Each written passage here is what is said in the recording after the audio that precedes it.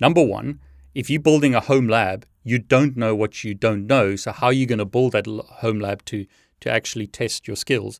And I'm gonna pick on Cisco, and I'm gonna pick on the CCNAs and the CCIEs here for a little bit. No, do that. Pick on me. Come on. I wasn't explicitly gonna say you, but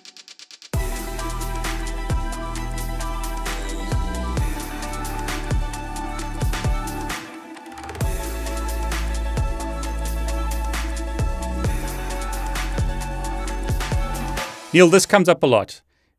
Firstly, would you recommend creating a home lab to learn cybersecurity hacking stuff? And what would you do if you did recommend that? I mean, I've asked you a really broad question because I know you've discussed this before. So I want to hand it to you and, just run with it. Absolutely. Thanks, David. And you and I kind of talked off camera about a little bit of this, and I told you I was going to take a pretty stark stance on this. And so I'm gonna upset all your Cisco folks and all your IT folks who are used to that. And I'm gonna say, if you're building home labs right now in cybersecurity, if you're buying hardware and you're buying servers to put VMs on, in a rack in your house, you're a dinosaur. You're a dinosaur. I think that, and this is something I talk about pretty extensively. I don't see the need for physical home labs, physical equipment home labs, the same way that we thought about them back in the 2000s, the mid to late 2000s, especially around when we think about when people come to me and ask me about home labs. You can tell the question is centered from this idea that started, and I'm gonna pick on Cisco, and I'm gonna pick on the CCNAs and the CCIEs here for a little bit. No, do that. Pick on me. I wasn't explicitly gonna say you, but do you still have a physical rack inside of your house with a lot of Cisco equipment? No, it's quite funny because I've got a bunch of equipment. It's actually up in the loft there, all powered off and gathering dust because I don't see the need unless you just want to learn physically how stuff looks, which you do it perhaps at the very beginning.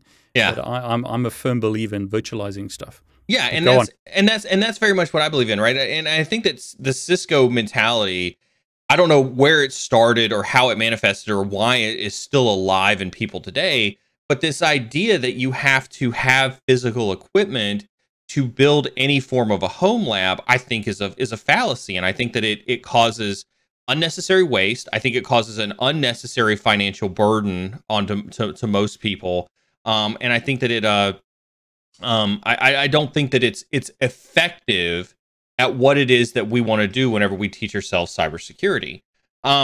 Now, home lab conversations in cybersecurity are vastly different because we have so many job opportunities, right? Whether we talk about incident response, ethical hacking, malware reverse engineering, risk and governance, right? All the different job roles that you can have inside of a cybersecurity organization. Generally speaking, as a general rule, if you're not virtualizing your home labs, then you're failing step one. And I'll make that bold statement. Now, there's going to be a portion of people out there who are like, yeah, of course. I mean, I can virtualize on my laptop. And so I should have like a server in my house where I can have 50 virtual machines on it. And I'm just like, there's, unless your home lab consists of a small scale Fortune 100 company, why do you need 50 virtual machines? Right? In most cases, you only need a handful of virtual machines. In very, very few cases do you need a dozen virtual machines running at any point in time. Think about ethical hacking, right? If you're just practicing throwing an exploit, you need a Kali box and you need a target, right? If you're practicing doing reconnaissance, you need a Kali box and a target, right? This idea that you need to scan a class C, so therefore I need 255 VMs so that I can practice scanning a class C is a fallacy. Right, the process for scanning one box can be upscaled to scanning 255. And so when I say to people about building home labs, one of the very, very first things that I tell people, and that's something I harp on, is before you put pen to paper, before you spin up your first virtual machine, before you launch Kali the first time, define what your objective is of that home lab. Define your objective. And when I say objective, right, the objective should be more than just I want to learn Kali, right? I don't think that that's a good enough objective. Like I'll give you a C plus, maybe a C minus. I'll give you a C, right, for your objective being to learn Kali. What your objective should be is I want to learn how to use the Nmap scripting engine, right? Now for that you need a Kali box. That's easy, right? But the target, you need to decide the target based on which Nmap scripting script you want to run.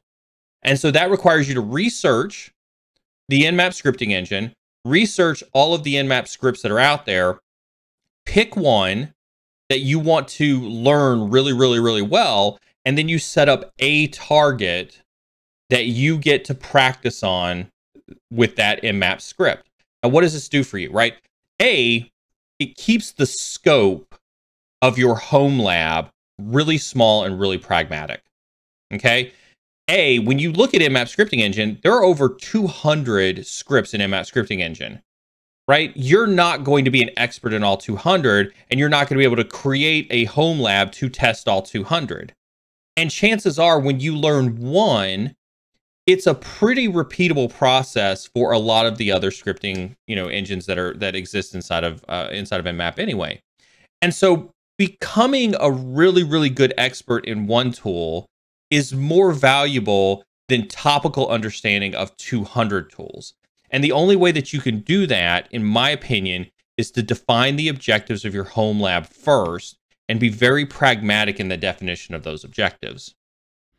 Neal, I want to ask you this though, because in Cisco environments, seeing that we picking on Cisco and me, there is no like hack the box. I mean, there's work on that kind of stuff.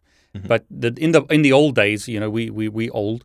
In the old days, we had to have physical equipment because the software didn't run on virtualized environments. But now we have virtual environments. But we have this. Cisco's kind of a bit behind here in that we have software that can be virtualized, so you can run Cisco devices on your laptop. But they're not always labs that people can follow. So, question to you: in cybersecurity now, would you recommend getting or creating a home lab, or just enrolling in hack the box and those kind of systems?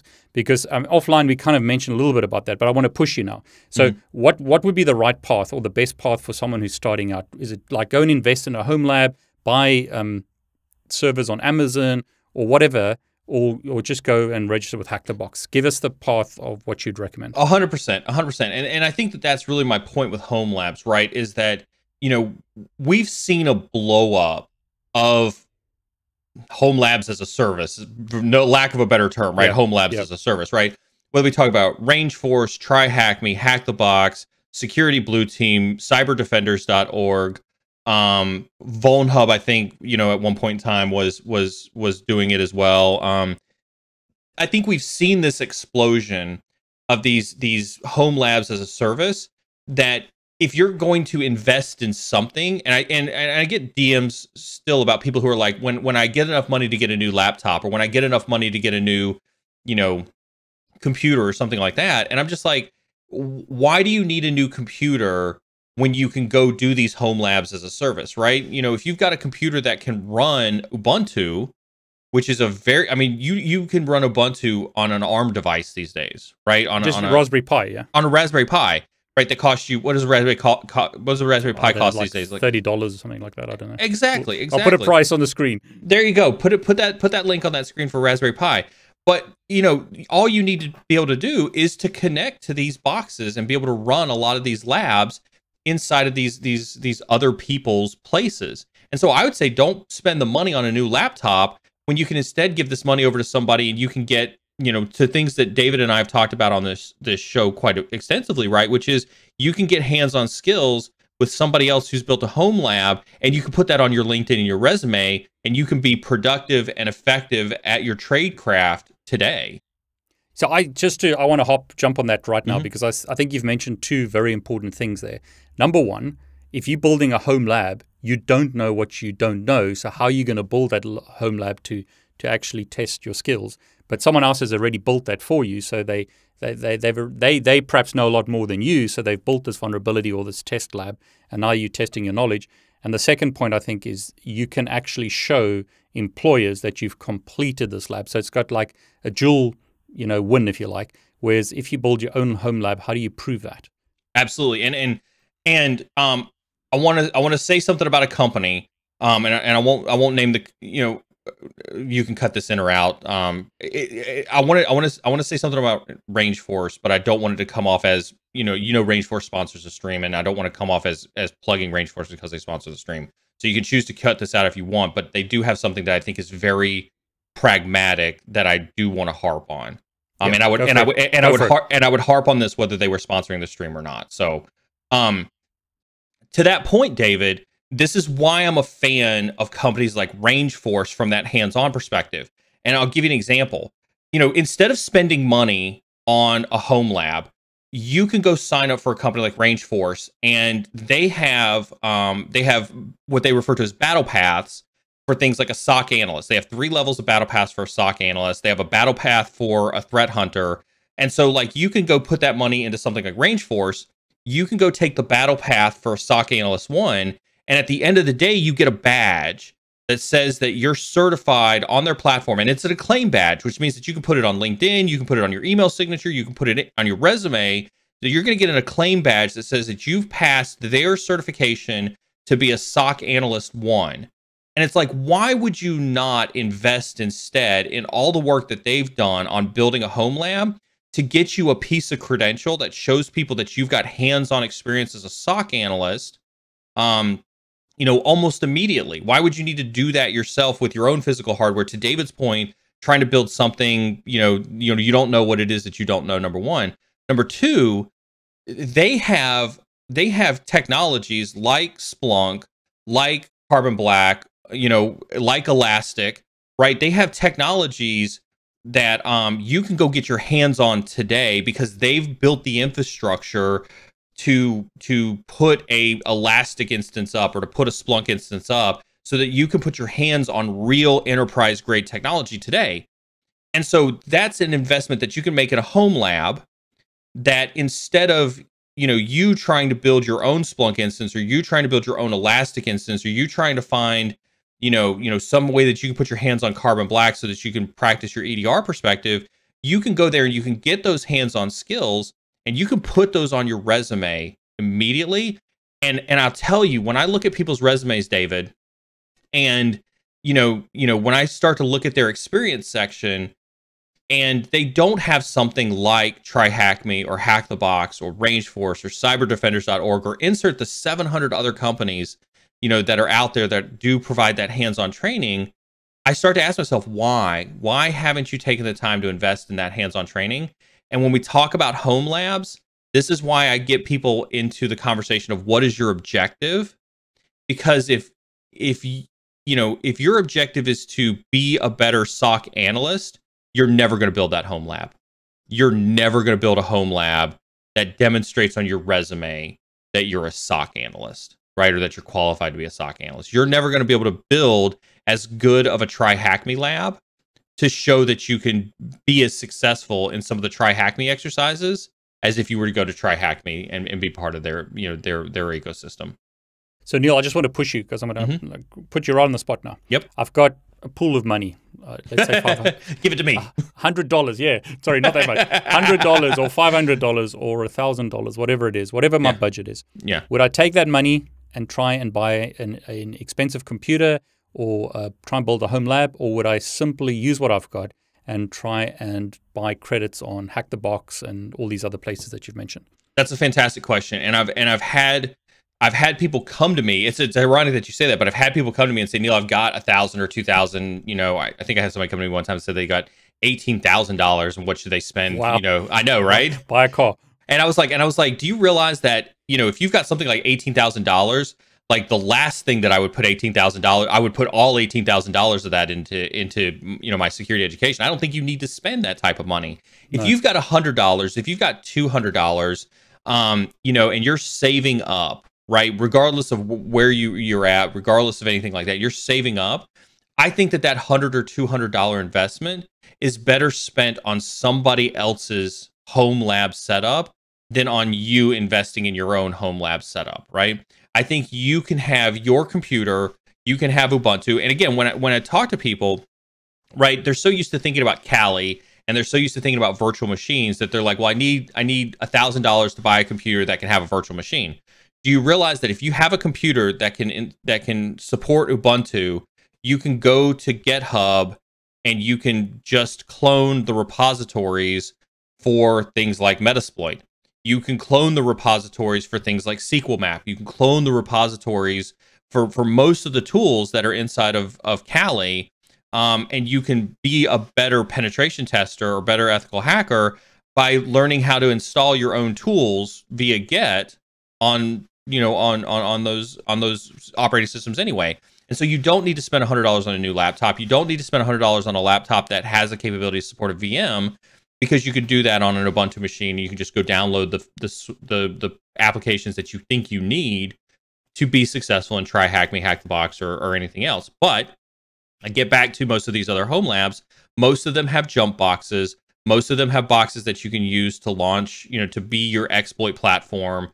Most of them give you that infrastructure. So all you realistically have to be able to do is just connect to them. And so if you have a device that can connect to those home labs, you should better spend that money investing in those paid services, because you're going to take your career so much further than trying to have that Cisco mentality that makes you feel like you have to have your own infrastructure in your own house.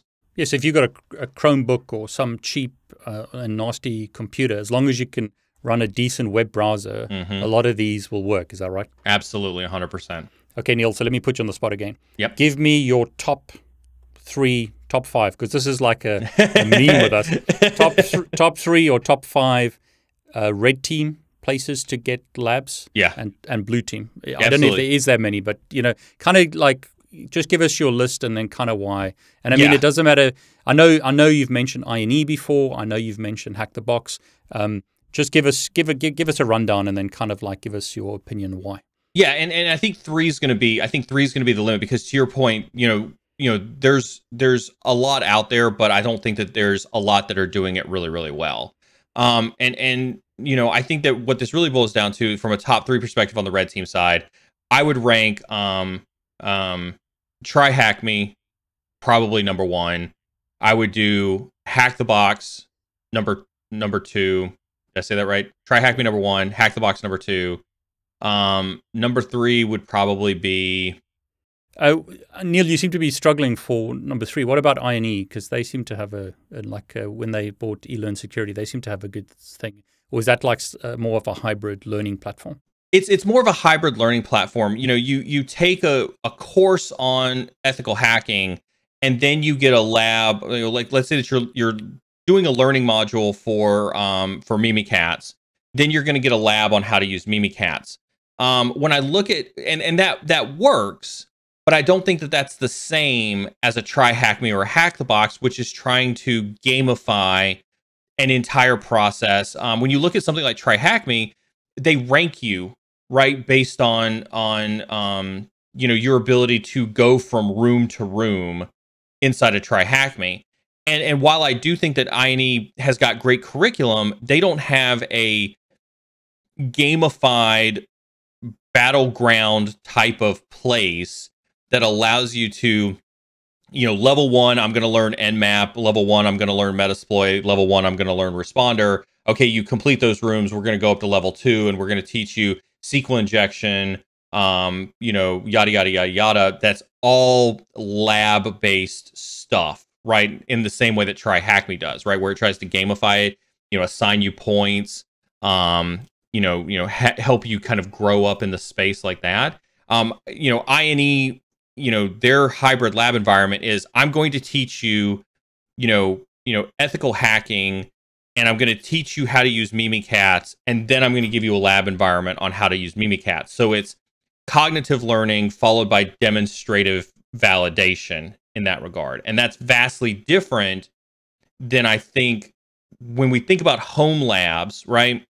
You can practice when I think about a home lab, when I think about tryhackme, when I think about hack the box, when I think about those types of organizations, they're set down so that it's almost like video games, right? You sit down at the end of the day, you plug in, plug yourself into your Xbox or your PS4, and you sit down there and you play Call of Duty and you level up Call of Duty and you get new weapons and things like that from Call of Duty. And then you turn it off at the end of the night and you're focused in on the actual execution of your Call of Duty play. That's what I think about when I think about tryhackme. When I think about I&E is the step above that, right? In the sense of like, okay, I want to work towards the career of a penetration tester. And so I want to learn things in a career path passion that gets you from start to finish. And you're going to take labs along the way to provide validation for skill sets that you learn along the way. Could you still do really well at Call of Duty based on what you learn in I&E? Absolutely, 100%. But it's a different way of learning that stuff. And that's why I equate home labs differently to the conversation of the I&E labs, because I don't think that the learning methodology is exactly the same as what you get from a home lab. So that's why that's my hesitation on the I&E side, is because I think that the delivery mechanism of the training isn't in the spirit of a home lab. I agree. I mean, it's more like mentored learning, kind of thing, and then you get to practice. So, do you have a third? I mean, you've got Hack the Box, tryhackme. Is there a third one that you'd recommend for Red Team? So I want to show you something I'm working on, and you can decide whether to include it in your video or not.